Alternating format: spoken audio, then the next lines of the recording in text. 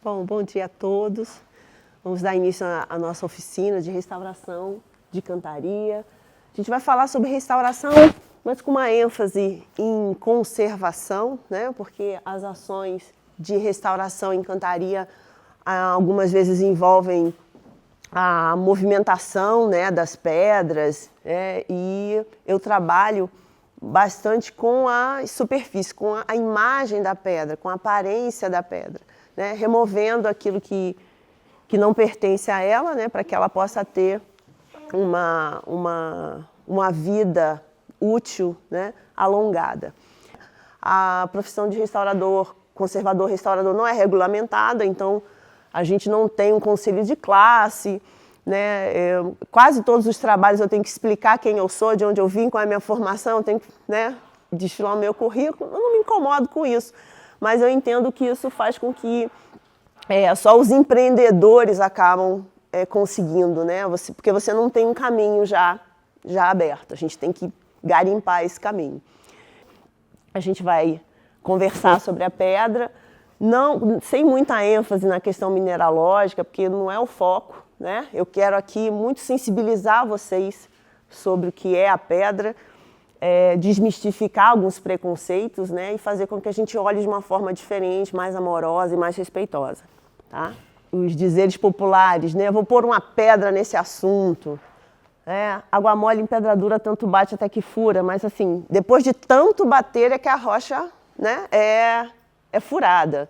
Tem uma fala extraída da Bíblia, né, aqui, né, em que Jesus fala que Pedro vai ser a rocha sobre a qual vai ser edificada uma igreja, né, e para algumas igrejas significa comunidade, né, então, marcando que a rocha tem esse, não um imaginário, mas ela tem nós temos uma percepção, uma interação com ela, de assim, a rocha é segura, eu construo com rocha.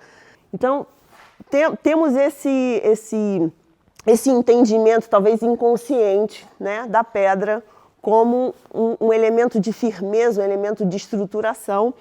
E a confiança, às vezes, é tão grande, né, que as pessoas acham que ela é inquebrável. Não é, mas ela é firme.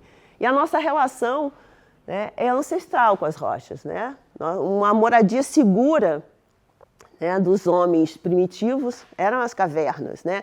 Eram essas aberturas no monte rochoso, nessa montanha que fica acima do vale, que te dá uma visão privilegiada, esse lugar seguro, né, mais protegido, onde eu vou ter a pedra tanto para poder defender de animais, a pedra para eu poder lapidar e fazer ferramentas, né? E eu vou poder, então, proteger a minha família.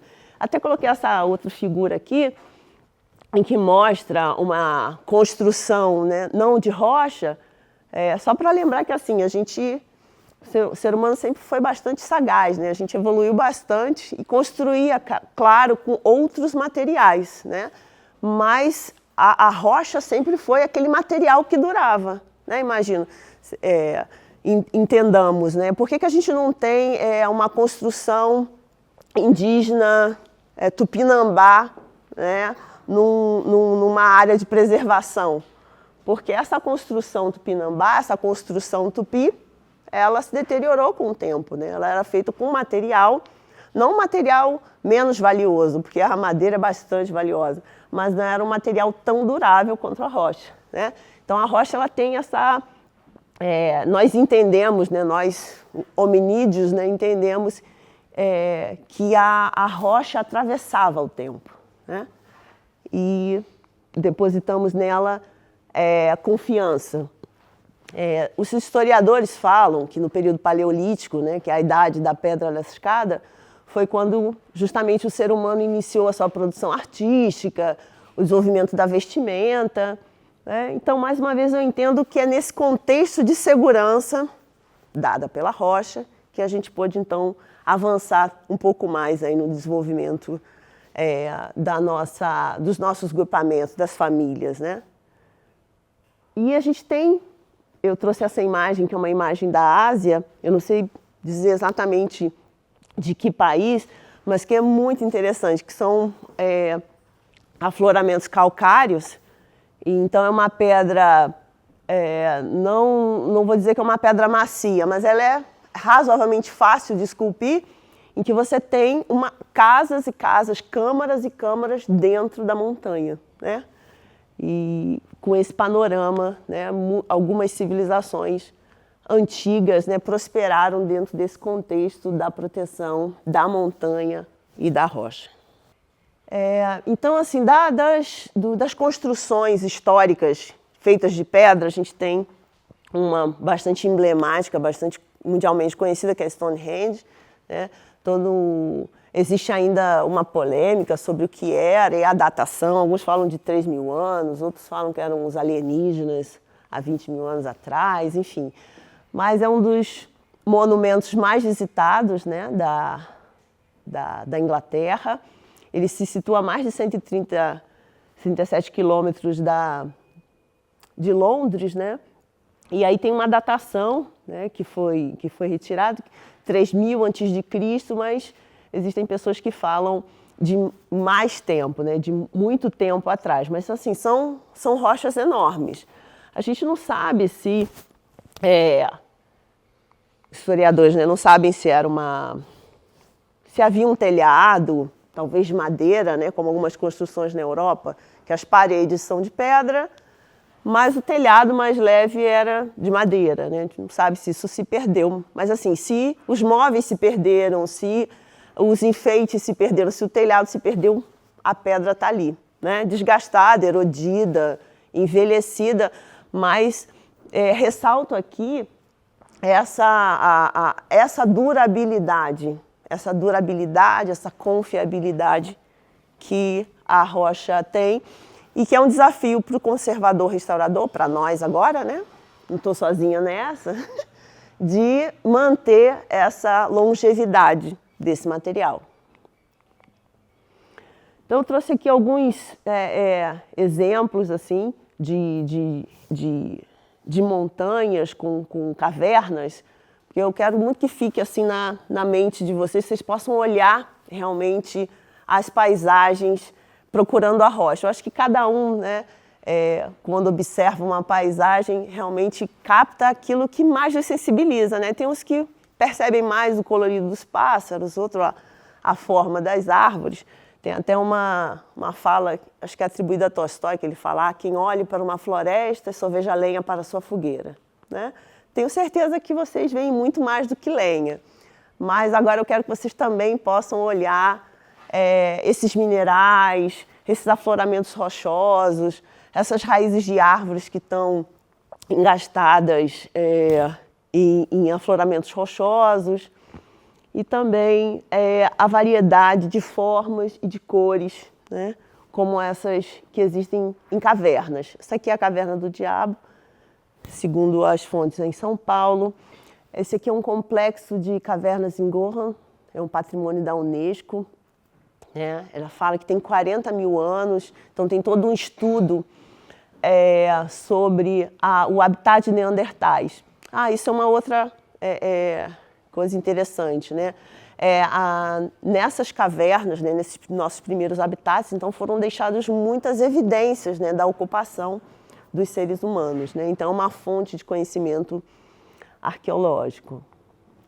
Aí aqui uma outra imagem também, assim, com uma abertura de iluminação, que o contraste não está excelente, mas tenho certeza que vocês conseguem ver, né? É uma caverna no Vietnã, né? Considerada a maior caverna do mundo, com mais de 140 quilômetros de comprimento e com toda uma flora e fauna muito peculiar, né?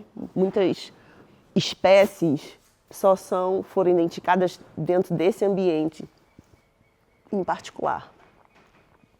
Essa aqui eu acho belíssima, são as minas de Naica, no México. Então, são os afloramentos com cores diferentes, né? Aqui no Sudeste a gente vê muito esses cristais de rocha, né? Bege, mais para o branco, né? Pedras escuras.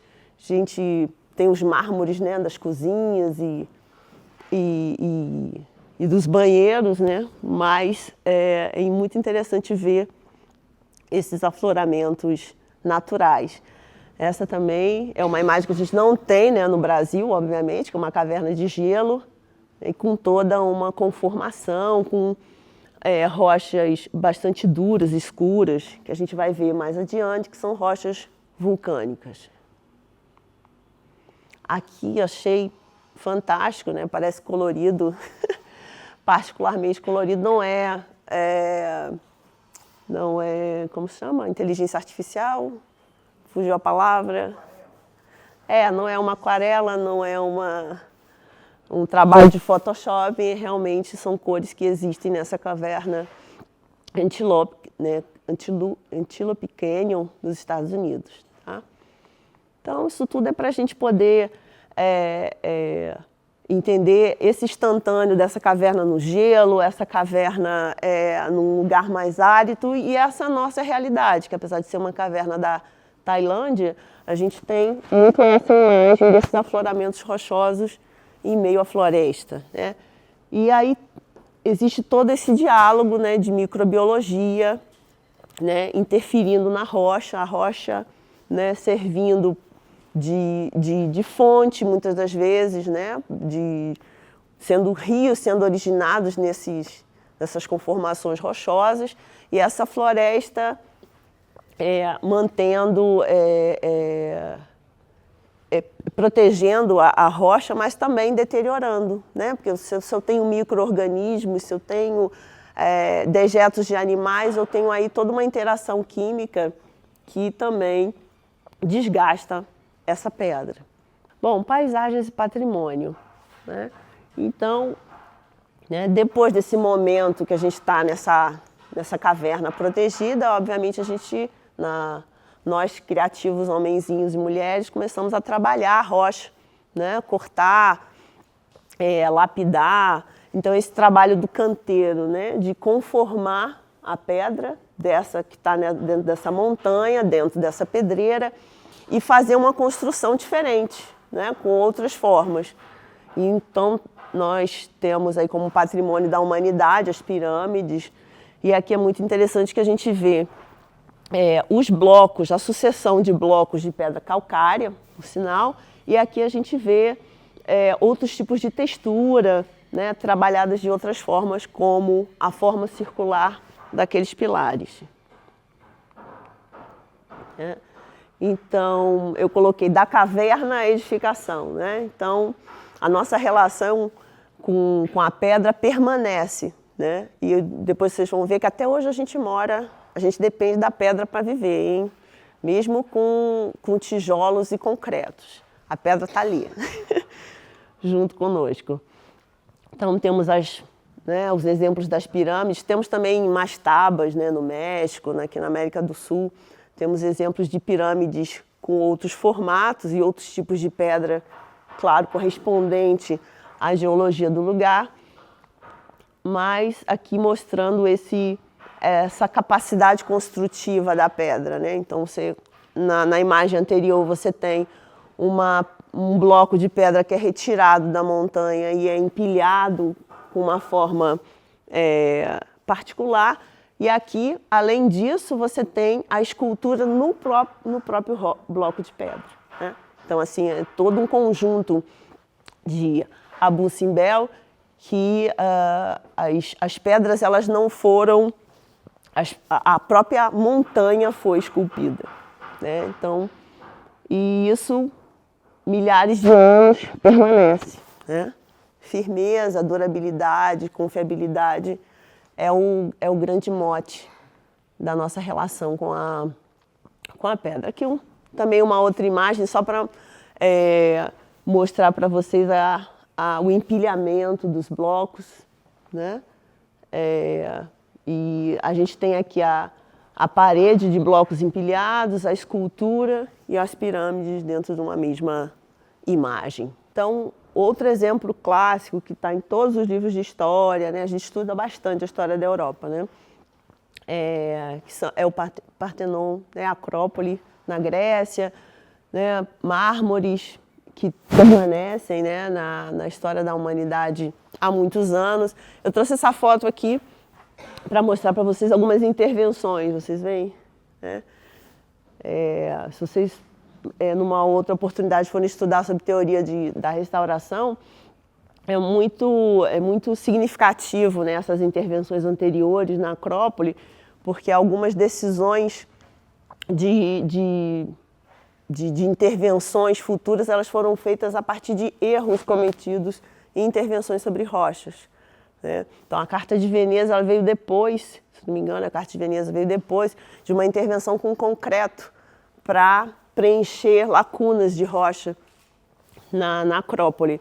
E esse concreto, então, causou uma série de problemas, acelerou a degradação da pedra, e aí se começou a estudar com muito mais seriedade as intervenções e criar tanto metodologias como alguns parâmetros de intervenção. Um deles, um dos principais, é que o material que vai preencher a lacuna ele não pode ser mais duro, né, do que o material original, e ele tem que ter uma compatibilidade química para justamente ele não acelerar a degradação do antigo.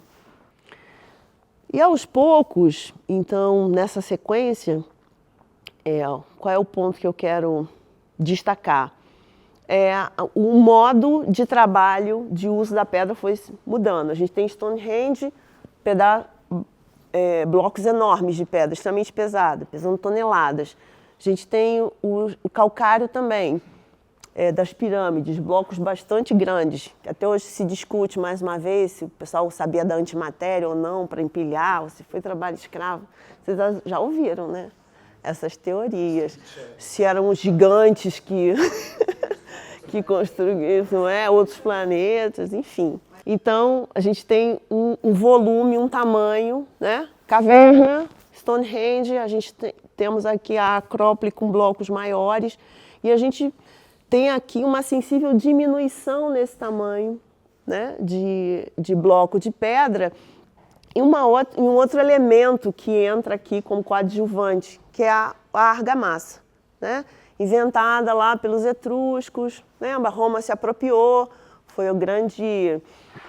utilizou bastante essa argamassa, esse cimento primitivo, né, que foi se desenvolvendo. Então, o desenvolvimento das argamassas ele está ali par e passo com o desenvolvimento de novas tecnologias de edificação, também em pedra, também duráveis, mas com, eu chamaria de facilitadores, mas assim, é uma licença poética aqui que eu estou me atribuindo, né? Mas entendo que é mais fácil você trabalhar com uma pedra menor, né, empilhando e usando a argamassa para fazer essa conexão. Então, nós temos, na história da arquitetura, né, Érica, os arcos, né, outras soluções de vãos que são a partir tanto desse desenvolvimento dessa arte de cantaria como da argamassa, né? Não tem tem uma construção em abóbada em Roma, Capitólio, né? Eu acho que é o Capitólio. Em Roma, que assim é o suprassumo, assim, é um ponto,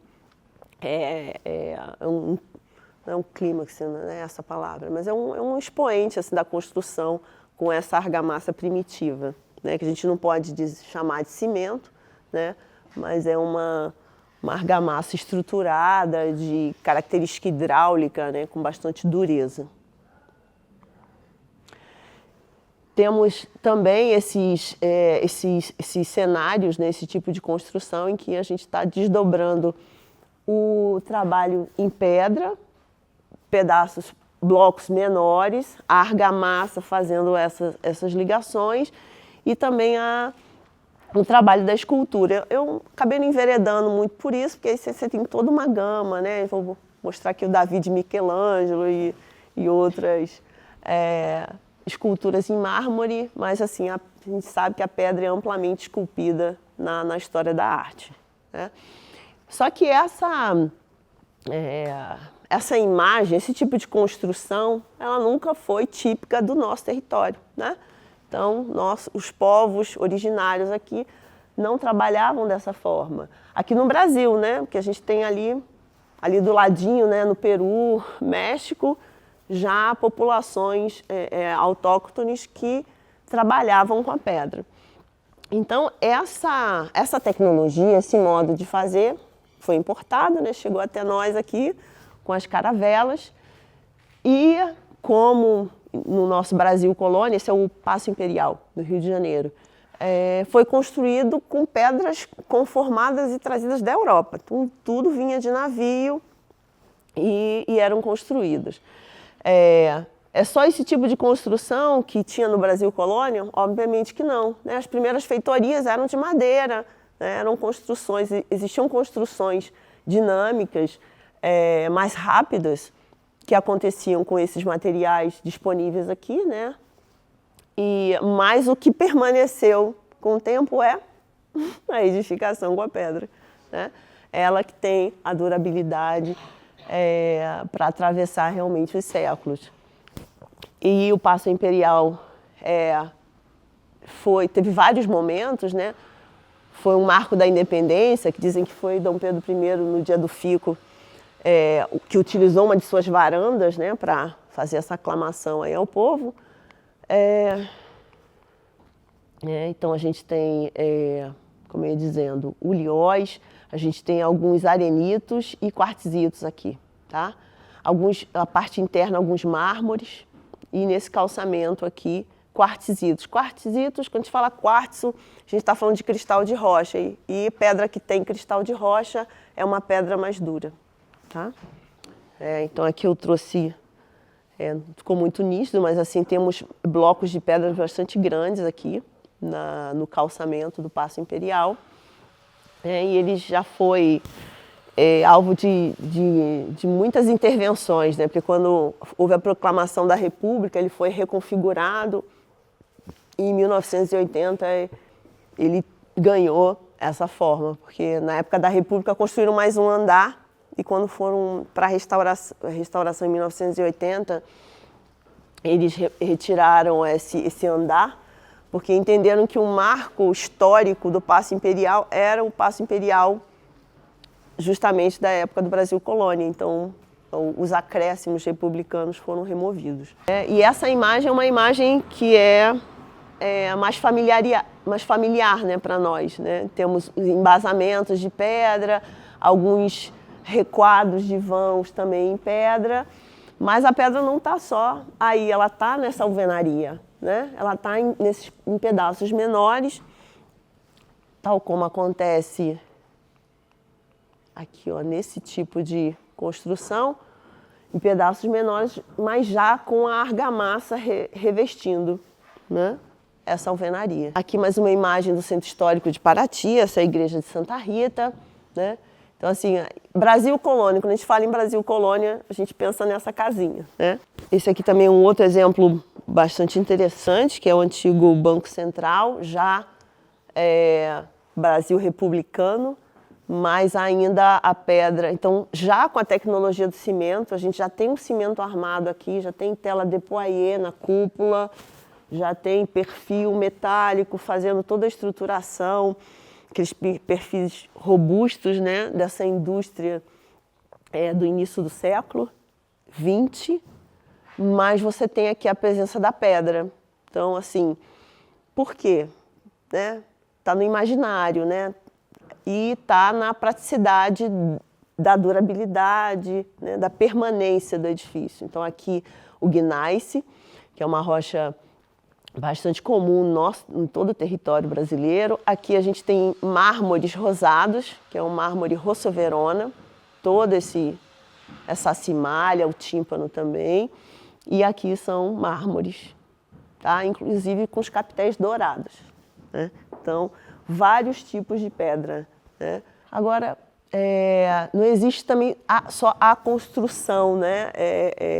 A construção enquanto edificação, né? A gente tem dos marcos, quando eu falei paisagens e construções, trouxe o Cristo Redentor, que a gente tem um grande afloramento em gneiss, que é uma pedra que a gente também vai ver com mais detalhes, e essa grande construção, né, todos sabem, foi feita na França, pré-moldado em concreto, embasamento em granito preto, mas todo esse afloramento rochoso aqui é em gneiss e o revestimento do Cristo Redentor é em pedra-sabão, que aqui eu trouxe em detalhes, né?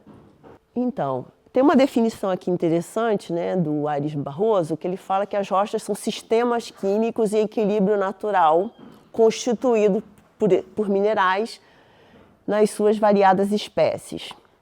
A gente não vai entrar, né, nessa questão da definição das espécies, mas eu trouxe essa imagem para que nós possamos pensar, né? Eu tenho um afloramento rochoso, e onde eu vou, que é um pedaço aqui daquela imagem da caverna que tem 140 quilômetros, acho que é 140, isso. Então, assim, a rocha que está aqui no meio, né, desse paredão, ela não interage da mesma forma com o meio ambiente, né? O ar que está circulando aqui, o micro-organismo, o fungo, a umidade que está circulando aqui nessa superfície não é a mesma que está circulando dentro da estrutura dessa rocha. Então, quando eu faço uma extração dessa rocha, que eu corto ela em pedaços menores, eu aumento toda uma superfície de contato com o meio ambiente, né? Então, a extração da rocha, o beneficiamento da pedra, inicia um processo de deterioração desse material. Curiosamente, nas regiões mais secas do planeta, a gente tem rochas, digamos assim, melhor estado, porque quanto mais interação eletroquímica, mais modificação, né, do material, mais o material se modifica. Então, quando eu tenho uma erosão eólica, eu tenho um nível de degradação, mas quando eu tenho erosão eólica, a umidade, a vegetação apoiada, a fauna e a flora variada, eu tenho uma quantidade de interações eletroquímicas maiores. Então, por isso, então aqui, por exemplo, essa pátina biológica, né, esses musgos, esses links que estão aqui nessas múltiplas superfícies, elas não estão aqui, né, onde a rocha foi extraída. Então, isso é importante a gente entender. E quais são os tipos de rocha, né? São 3 os tipos, 3 classificações de rochas. Rochas vulcânicas, né, ou rochas ígneas, que elas são produzidas a partir do arrefecimento, né, do resfriamento da lava vulcânica. As rochas que são feitas de sedimentos, que são da deterioração dessas rochas vulcânicas, né? Então, os territórios mais antigos do planeta, como o Brasil é um deles, né, que você não tem picos como o Himalaia, como a Cordilheira dos Andes, você tem rochas mais antigas, você tem, que são fruto do metamorfismo dessas rochas vulcânicas originais, ou são a deterioração, a sedimentação da erosão dessas rochas, né? Só que é interessante a gente entender que é lava vulcânica, sim, mas há uma variedade bastante grande na coloração e na conformação dessa rocha vulcânica. Por quê? Porque dependendo de onde ela se resfria e que pressão que incide sobre ela nesse momento do resfriamento, ela vai originar uma rocha diferente. Então, a lava vulcânica que se solidifica muito no interior, com muito peso em cima, vamos colocar assim, com muita pressão, ela é um tipo de rocha. A que se solidifica na superfície, ela vai dar um outro tipo de rocha. A pedra-pome, lembra? Que é a parte da espuminha da lava vulcânica, né? Também é uma rocha vulcânica, né, com uma outra coloração e uma outra resistência. Então, assim, na geologia, existe toda uma classificação de minerais fésicos, máficos, mas como a gente vai tratar aqui da conservação, a gente não vai entrar por essas classificações, não, tá? Só quero que vocês possam aqui ver, né, pedras rosadas, pedras mais brancas e opacas, pedras escuras, né, como o basalto, que a gente tem em alguns calçamentos, que são rochas ígneas. Assim, na microscopia, a gente tem esse tipo de desenho, né? Então, aqui a gente tem um granito muito comum, né, nos banheiros da cidade, e que esse é o desenho microscópico do arranjo mineral, né? O que eu quero dizer com isso? É uma rocha bastante dura, com pouca porosidade, né? Então, assim, esses minerais estão muito pertinho do outro por ligações eletroquímicas fortes, né? Então, isso faz com que essa ligação eletroquímica forte faz com que a rocha seja mais dura, né, e mais resistente. E esse desenho é um desenho, né, dos granitos, né, que tem variadas cores. Aqui a gente tem os pretos, tem granitos mais escuros, né? E também granitos assim com muitas, como se parece areia compactada, né? Que às vezes se confundem também com outras rochas metamórficas. As rochas sedimentares, né, que são as rochas calcárias, por exemplo, elas têm essa relativa dureza que eu falei para vocês, né? Então, assim, tem rochas bastante macias e outras muito duras, né? Como o calcário da pirâmide, o calcário dessa escultura é um calcário extremamente resistente, né? Menos resistente que a vulcânica, mas bastante resistente. Eu gosto muito de, assim, visualizar, né, as coisas, mas vocês, assim, conseguem visualizar, né, a montanha se desfazendo, se depositando, né, aquilo pressionando, as placas tectônicas se mexendo, né, um aumento de temperatura, uma compactação e gerando uma rocha que é feita de sedimentos, mas que é resistente? Esse filmezinho passa na cabeça de vocês? Então tá bom. Né? Então, essas rochas sedimentares, elas também têm uma variedade de tom bastante grande e tem alguns veios, né? E uma estratificação, na verdade. O nome não é veio, são estratificações, e algumas delas justamente por conta dessa sedimentação. E, por fim, as rochas... isso aqui é muito interessante. São rochas sedimentares que têm formações rochosas dentro, como se fossem fósseis, né, dentro da rocha. Então, assim, penso eu que tipo de pressão, né, esse material calcário sofreu, né, para manter a sua forma, mas, ao mesmo tempo, expressar uma resistência, né, uma dureza, a ponto de ser trabalhado, talhado, posto numa edificação e está aí mais 100 anos. Aqui eu trouxe uma imagem de uma pedreira de mármore, né, de extração de mármore, né? Vocês veem que a regularização dos blocos acontecem nesse momento mesmo de extração. E também tem uma dureza relativa, né? Mas, sem dúvida, os mármores são rochas mais porosas, né? Assim como o gneiss, que é a nossa pedra vedete, né, do território nacional. Pão de Açúcar é de gneiss, o Corcovado é de gneiss, e é esse gneiss que está no embasamento de muitas construções. A gente, inclusive, já viu ele aqui também, né? E quando o gneiss ele não forma esses bandeamentos, né, quanto essa rocha metamórfica, hein? Esqueci, não se falei isso. Aqui a gente já saiu das sedimentares, já foi para a metamórfica, que é essa rocha, que é desse metamorfismo da rocha ígnea inicial, tá? Na verdade, é um metamorfismo, tem metamórficas que são o metamorfismo da sedimentar e o metamorfismo da rocha vulcânica, tá bom?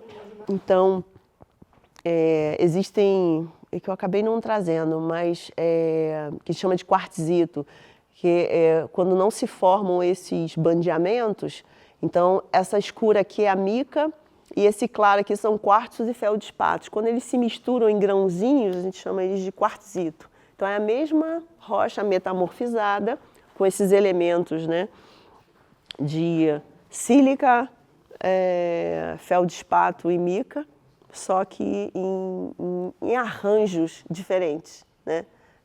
Então, é interessante que se na imagem da microscopia você vê realmente os agrupamentos como se fossem grãozinhos de quartzo e feldespato e filamentos assim de mica preta, da mesma forma que a gente olha aqui a mica formando linhas escuras em torno de bolsões de ilhas, né? desse material que é um pouquinho mais duro, que é o quartzo e o feldespato. E o momento da restauração, né? O que faz esse sujeito, né? E, então a ação do restaurador também não é apenas sobre o declínio natural do tempo, o envelhecimento, né, natural. É também sobre algumas ações humanas, né, descuidos humanos, como o incêndio do Museu Nacional, alguns eventos catastróficos como terremotos, né, como esse que aconteceu em Katmandu em 2015. Né? Então, o restaurador tenta, nesse caso aqui, ele tenta reverter o sinistro, né? E é uma intervenção no tempo. E como conservar esse patrimônio em pedra? Né?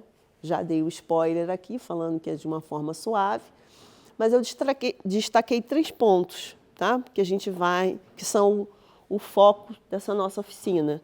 É como higienizar, e aí eu já falei sobre não usar métodos abrasivos, não usar sodas cáusticas, não entrar com cloro puro, né, aquele que arde o olho. Mais uma vez, o senso comum, né, o imaginário popular falando que eu tenho que fazer com muita força para ter um resultado excelente. E não é isso.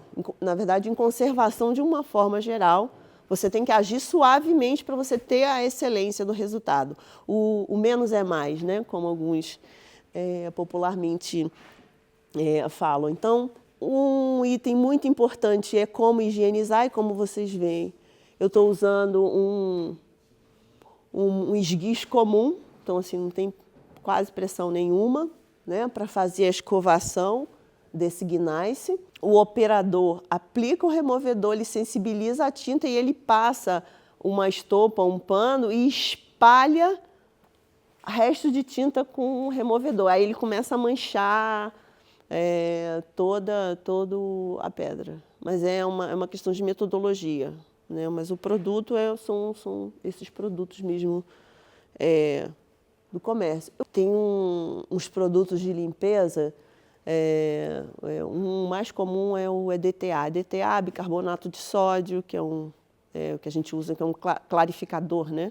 Mas você usa ele numa concentração equilibrada e você pode fazer uma compressa na superfície também para tirar a mancha, porque aí ele vai agindo, ele capta e você joga ali o algodão fora, entendeu? E enxágua bastante. Então é mais a questão da metodologia mesmo. No imaginário, no conhecimento do conservador, ele sabe a importância daquilo, né? Ele reconhece que aquilo é um mineral, ele entende que é pedra, mas que tem poros. Né? O gneiss ele não tem nem poros, ele tem uma estrutura chamada capilares intertícios, porque pela conformação dos minerais ele não tem a porosidade do mar, mas ele tem vários caminhos, tem como se fossem, né, uma circulação, capilares que vão penetrando água. Então, eu não posso colocar um produto e deixar secar na superfície, porque ele vai entrar nesses capilares, entendeu? Meus queridos alunos, nós vamos para a segunda etapa do nosso curso, que são os estudos de caso, né? Que a gente vai poder ver a atuação, né, do trabalho do restaurador. Temos aqui essa fachadinha, né, é uma fachada pequena de 3 pavimentos, está no centro do Rio de Janeiro, próximo à região do Porto Maravilha, onde foram feitas várias obras, né, de requalificação urbana, e uma dessas obras foi a abertura de um túnel, e esse túnel, né, dos 450 anos da cidade causou um abalo em várias construções. Essa construção foi bastante afetada, descasou os tijolos de algumas paredes, né? Essa movimentação dos tijolos fez a argamassa se destacar, grandes rachaduras em diagonal foram vistas, né, na parte interna. Os funcionários ficaram apavorados, achando que o prédio ia cair. E é muito interessante a questão da alvenaria autoportante, né, que ela trabalha sempre com uma base mais pesada e mais larga. Aqui temos um embasamento todo em pedra gneiss, então vão subindo as paredes em tijolos dobrados e aqui uma fileira só de tijolos. Então lá como se fosse um trapézio, né, muito bem estruturado. E essas movimentações todas que aconteceram causaram algum, sempre mais leve. Sempre vai ficando mais leve. E há uma pequena inclinação, assim, né, piramidal, né, uma certa orientação piramidal. E aí, mesmo com todas essas alterações, causando algumas rachaduras, essas fotos aqui, elas mostram as rachaduras, mas elas não estão muito visíveis. Tem uma rachadura aqui, na pedra gneiss, aqui também, se não me engano, tem. Bom, tiveram um total de 5 grandes rachaduras, algumas acontecendo entre blocos, né, na área do rejunte, outras realmente trincando a verga do vão, né, a pedra que fica sobre o vão. E vieram vários especialistas, né? Então isso tudo são as ações antes do restaurador. Então tem que vir um engenheiro e atestar que essa alvenaria está em bom estado, tem que vir um calculista verificar qual é a função dessa rocha em relação à edificação, qual é a gravidade desse dano. E por fim é que entra o restaurador restaurando a imagem toda dessa pedra. Então essa estrutura que vocês veem aqui é um grupo de obreiros que foi contratado para fazer a consolidação dessa cantaria. O termo consolidação em restauração é extremamente polêmico, tá? Porque as pessoas, cada uma pensa uma coisa muito diferente sobre consolidação. Existe uma consolidação que é assim, um quadro ele está com a pintura se destacando da tela. Aí você passa um adesivo, que ele é termoativado, e esse adesivo gruda de novo. Então, você consolida a pintura na tela, certo? Você tem, por exemplo, um mármore, uma escultura de mármore que está se desagregando. Existem alguns adesivos que você pode impregnar esse mármore, então ele para de se desagregar, então ele se consolida. Mas, assim, tem gente que acha que consolidar é fazer um escoramento, assim, é um imaginário... estabilizar. Fabiana, você pode desligar meu alarme, por favor?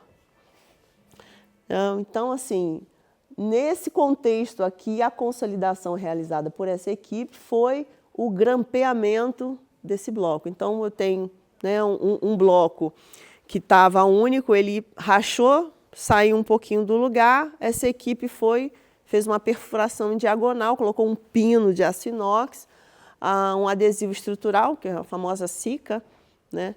E consolidou. Então, tudo ficou estável, o calculista atestou, entramos a nossa equipe fazendo essa limpeza. Então, uma patologia muito comum sobre as rochas é esse depósito pode falar, depósito de sujidade, pátina biológica, então, que é essa poeira do terreno. No caso das cidades, além de uma poeira da terra, você tem as descargas dos veículos, então você tem todo um particulado que vem dessas descargas de automóveis, que vai se depositando principalmente nos planos horizontalizados e com a chuva ela forma uma pequena lama, nesse particulado se dilui e acaba escorrendo, né? Então, em muitos dos casos, essa deposição de partículas, essa lama, né, que é formada e que vai modificando a coloração da superfície, é revertida com uma escovação simples, né?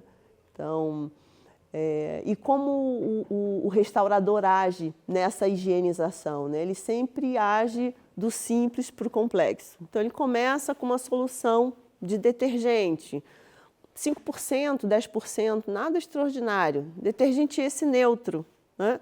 Por quê? Porque se eu tenho um detergente neutro, eu não vou estar propiciando novas interações eletroquímicas, né? Tudo no final é química, né? Correto? É essa mesma química que faz com que esse H2O se combine com enxofre, que faz uma chuva ácida, que junta com particulado, que forma um nitrito, um sulfato, né, que vai fazendo que, às vezes, esses compostos chegam a se calcificar na superfície da pedra ou apenas sujar e manchar as superfícies. Então, por que o detergente neutro?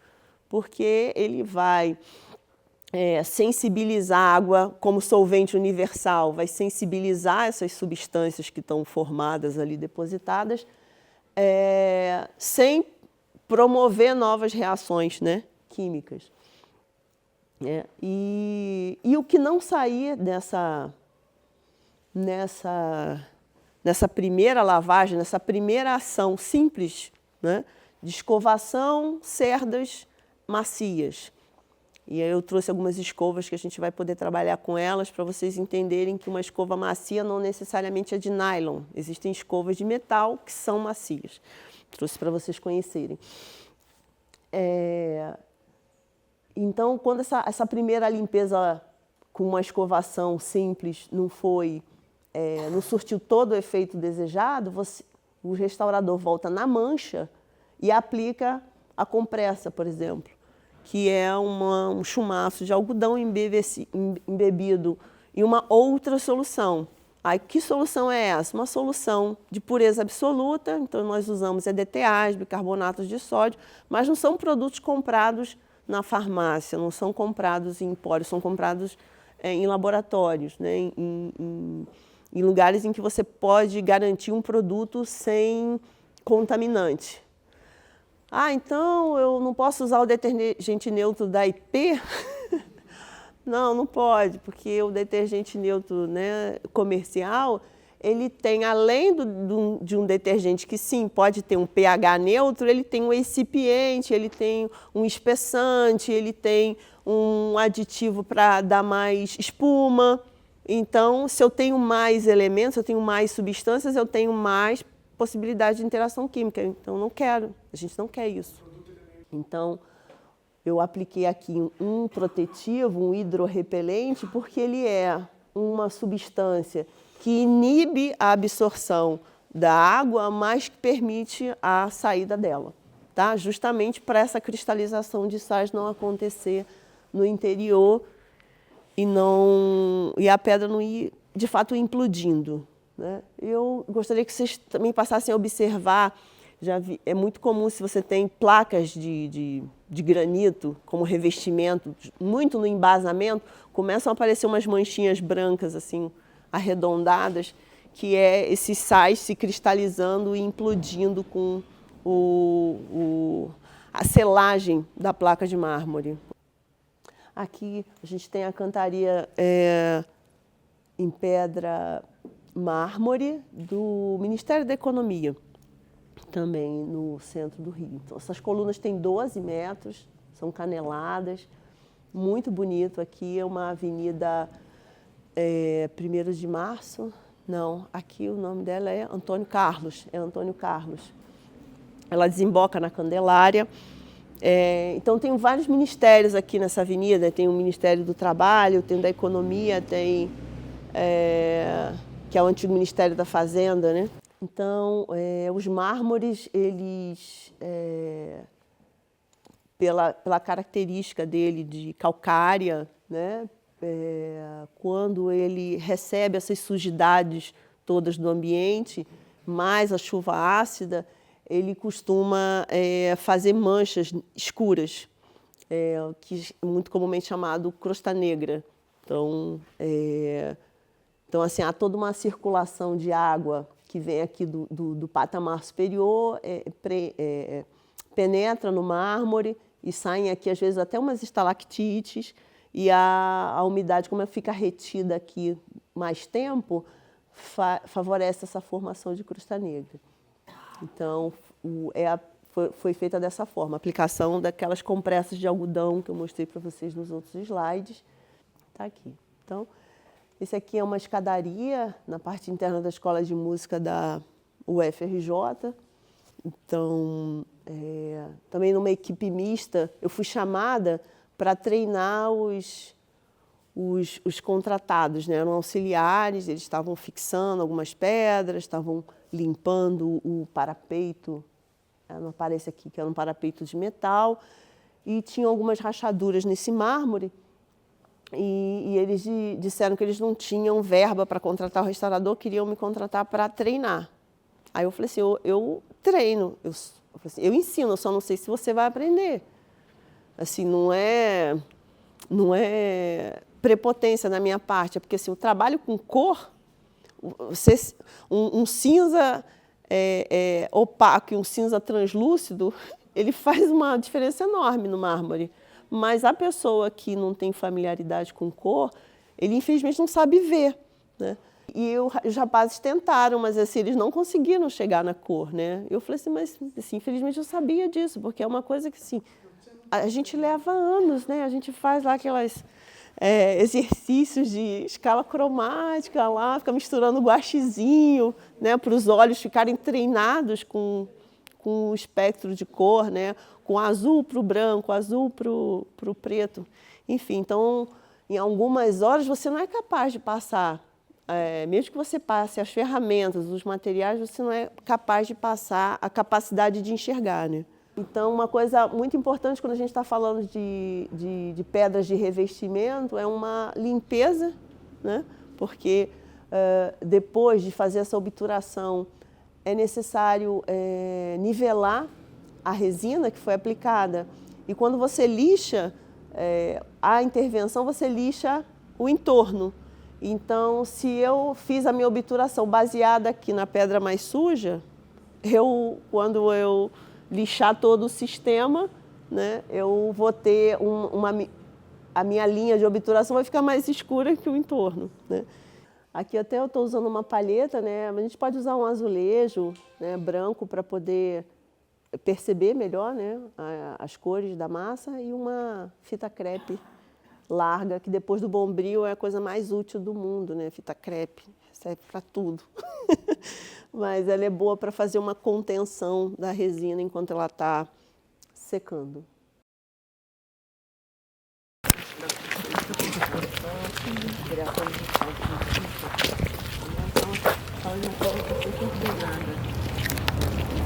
Então, boa tarde, gente. Vamos agora para a segunda etapa, né, do nosso curso. Então tá, como nós vimos nos slides, né, lembrando das pirâmides, dos blocos emparelhados de pedra calcária, a gente tem esse sistema, né, de uma pedra conformada de uma forma regular, né, geométrica, e temos esse sistema em que a gente tem outros tipos de rocha. Então, assim, sempre que o canteiro faz um corte orientado, né, não sei se vocês já viram essa imagem de um bloco de pedra que ele vai colocando vários ponteiros em linha, bate aqui, bate aqui, bate aquilo, aquilo se destaca, né? Porque ele observa a orientação dos minerais, observa os veios e vai cortando a pedra conforme a lógica da constituição da própria rocha, né? Então é um diálogo, né, bastante grande que ele estabelece. E quando ele corta a pedra dessa forma regular, a pedra fica sempre mais angulosa, né? Então a gente tem, né, além dos degraus, né, obviamente, a gente tem esses planos regulares, né, que é esse trabalho do canteiro. Só que esse plano é regular, mas para dentro a pedra fica meio piramidal, sabe? Ela vai, as formas são piramidais, trapezoidais. Então ele coloca uma pedra, né, do lado da outra, coloca pedras menores. Normalmente ele calça, né? Essas pedras aqui, elas estão calçando esse plano aqui, para que esse plano fique sempre reto. Dificilmente você tem um desalinhamento nesse tipo de alvenaria. Ela é sempre com essa regularidade. E essas pedras menores são as pedras que dão estabilidade, né? Então existem essas na superfície, também existem outras embaixo, né? Na parte interna dessa alvenaria. E é uma dinâmica bastante interessante, que assim, se aqui eu tenho uma pedra bastante grande, internamente eu tenho pedras menores. Se eu tenho duas pedras lado a lado, atrás disso é uma pedra aqui no meio, nessa direção, para que haja uma trama. A mesma trama que simplificadamente a gente vê no tijolo, né? Que ele está sempre desencontrado, né? Tá sempre, vem até a metade, começa um outro, para haver uma distribuição de forças. Esse trabalho aqui, ele nasceu aqui, nesse equilíbrio dessas pedras, né? E isso é bem diferente de algumas pedras que são mais roladas, que parecem, algumas pedras parecem retiradas de leito de rio. Aqui eu acho essas daqui, tem muitas pedras que são roladas. Isso aqui, ó, essas pedras arredondadas aqui são seixos rolados, que ou foram trabalhados, né, mas elas têm uma origem um pouco diferente, foram tirados de outras partes, né, talvez de algumas beiradas de rio, e assim organizadas, porque aqui é extraída da pedreira e trabalhada pelo canteiro, ela sempre tem, né, você vê que não é completamente reto, mas segue uma orientação retilínea, né, não existem seixos rolados, você vê? Sempre ângulos, sempre cunhas. Elas foram quebradas e conformadas, né? Não tem nessa idade da pedra lascada, aquela pedra que é trabalhada para fazer uma ponta de lança, alguma coisa, então é sempre em ângulo. Esse é o trabalho do canteiro, deixar essa regularidade. E essas não tem, algumas não tem. Então, a impressão que eu tenho é que houve aqui alguma reposição alguma reposição de pedras, ou em sua maioria, aqui, ó, esse desalinhamento aqui fala, ó, aqui, ó, uma argamassa diferente, ó, tá vendo? São pedras que foram coletadas e equilibradas aqui, que são diferentes dessas daqui, ó. Elas são mais, tiveram algum trabalho. A maioria aqui são pedras coletadas na natureza, são arredondadas. Então, assim, tenho certeza que se fosse vocês tinham, por exemplo, colocado essa pedra assim, tentando fazer uma emenda, né? Então, qual é o raciocínio da alvenaria? Não é sempre fazer uma amarração, né? Tem nas igrejas algumas pedras de espera, vocês já viram, assim, que às vezes no fundo da igreja você tem uma pedra do nada, assim, que sai da parede, já repararam? Não.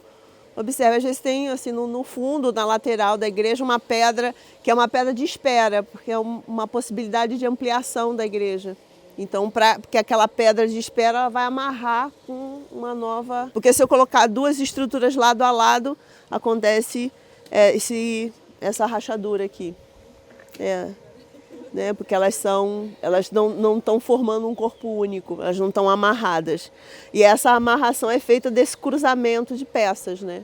Então, alguma pedra daqui teria que avançar um pouco para cá e daqui avançar um pouco para lá, né?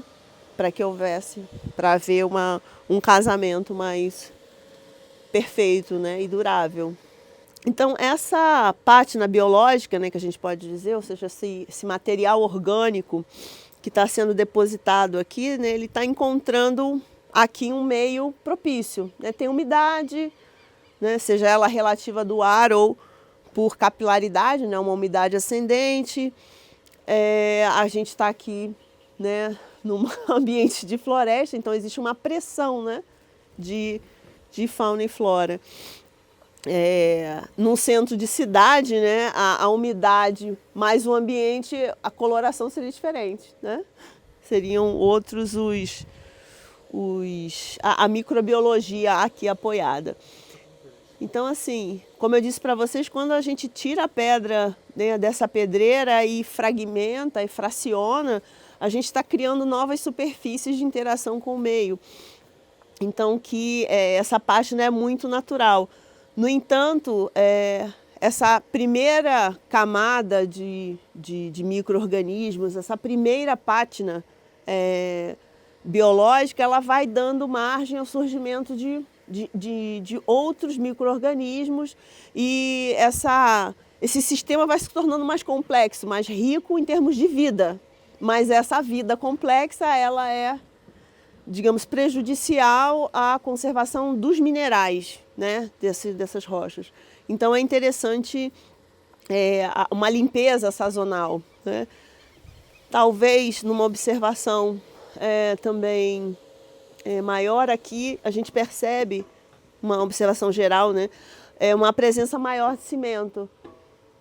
E cimento realmente é um aglomerante que retém umidade, né? Ele não solta umidade.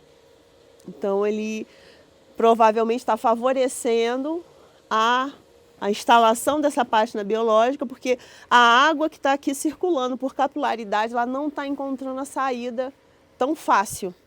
Então, assim, em termos de paisagem, né, em termos de ambiente, essa gramínea que está crescendo aqui, também ela é muito interessante, ela é estética, né, para o espaço, mas, mais uma vez, é uma forma de vida mais complexa. Então, ela precisa de terra, ela precisa de outra matéria para sobreviver. Então, ela também acaba influenciando negativamente esse calçamento. Se o rejunte é a área de evaporação da umidade, se eu coloco uma argamassa impermeável nesse rejunte, eu não tenho mais, eu perdi a função de respiração e eu jogo para cima essa capilaridade, eu subo, né, a movimentação da água. Nos meados, né, do século XX, com aquele período desenvolvimentista do Brasil, pós-movimento moderno, né, então ditadura, 50 anos em 5, você teve um boom da indústria do concreto que foi uma coisa assim extraordinária, né? O Brasil construía também com pau a pique, construía também de outras formas, mas assim, todo mundo passou a construir com alvenaria de tijolo e concretar as coisas. E o concreto virou sinônimo de limpeza, né, de higienização. Então, assim, quem tinha um pedaço de terra, ai não, dá muita terra dentro de casa, cimenta, né? Aí você tem essa cidade toda refletindo o calor. Não só para a tecnologia do concreto, mas os usos de aditivos. E, por exemplo, eu tenho feito algumas experiências muito bem sucedidas com adição de tijolo moído, telha moída. Assim, você melhora muito a qualidade da argamassa em termos de resistência, continuando com dosagens pequenas de cimento, né? Então, assim, uma argamassa dura, sim, mas com efeito pozolâmico, né? A gente não tem... Quase um pó. Como agregado, entra junto com a areia, entendeu? É um agregado cerâmico, ele tem um efeito pozolâmico, que é o efeito que as argamassas da Itália que misturam cinza vulcânica, elas têm esse resultado mecânico muito bom. Então, temos isso que avançar. Então, é uma questão de conhecimentos que já estão nas academias, já estão nas escolas de engenharia, eles se tornarem assim do dia a dia, entendeu? Ainda não chegou, mas vai chegar. Então, assim, o que eu tenho visto no Rio de Janeiro é que assim, você tem mais recursos, você tem a pedra mais emparelhada, mais regular e mais durável. E quando menos recursos, você tem a pedra também, mas aí ela tem mais desses elementos de cunha, de apoio. Mas é claro, não é que ela seja feita com menos qualidade, né? Você entende? Porque assim, o trançamento da pedra, os repasses de força, eles continuam. Entendeu? Mas aqui, obviamente, você tem uma estabilidade maior, né? A posição daqueles finais ali para receber a cimalha, né? Então, essa fileira superior é a fileira que tem que ser mais larga porque ela recebe a descarga do telhado, né? Então, você tem aí todo um Tetris, né? Tem toda uma organização bonito, né? Agora que eu de reparei, não tinha blocos. reparado nela ainda. Mas eu entendo que a beleza é um subproduto, assim, a questão é a funcionalidade dessa arquitetura. Então, gente, eu dispus aqui as luvas PMG, tá?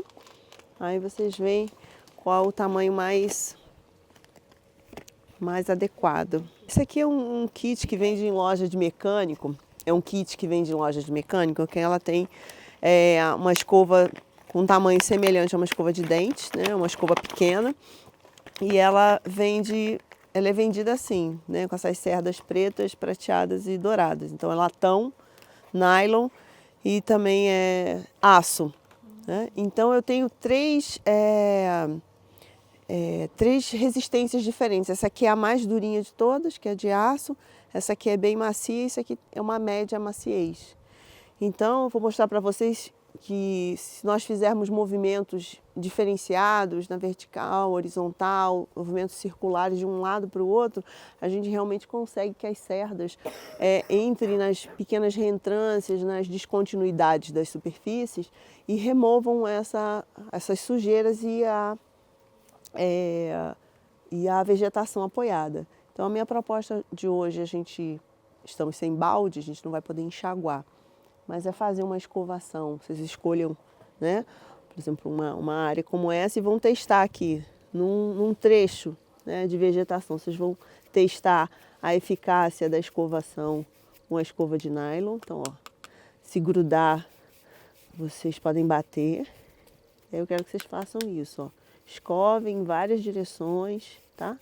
Que é uma das coisas que eu vejo que o obreiro, né, tem dificuldade de entender, é que esse movimento pequeno, repetido, você escovar várias vezes no mesmo lugar, tem mais efeito do que você escovar muito forte poucas vezes. Entendeu? E tem diferença.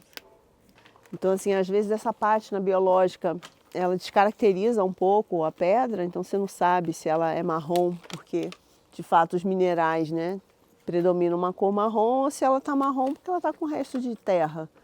Então, essa escovação a seco também pode ajudar nessa identificação, nesse conhecimento inicial. E já que se trata de uma cerda curta, fina, que não vai agredir a pedra, né, é uma investigação preliminar, a gente pode assim considerar, né, ou uma primeira limpeza mecânica. É uma página bem fininha, só não tem muito corpo.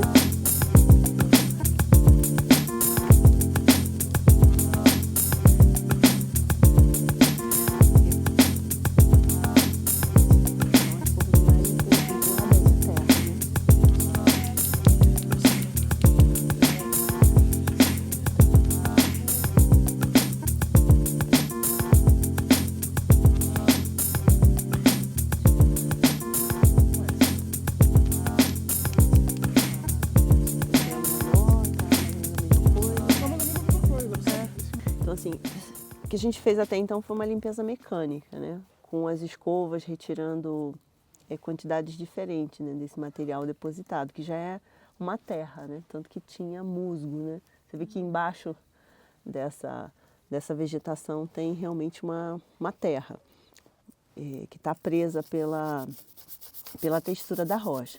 Então, assim, o próximo passo seria a lavagem. Então, a gente vai fazer uma pequena lavagem com um pouco de água e álcool, né, porque o álcool ele é mais reativo, e retirar um pouco da sujeira com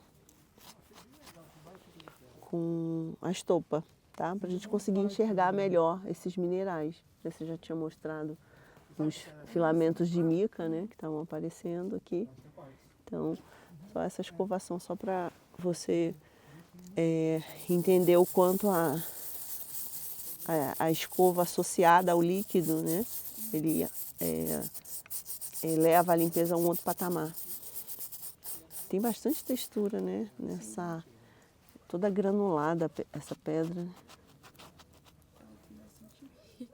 Hã?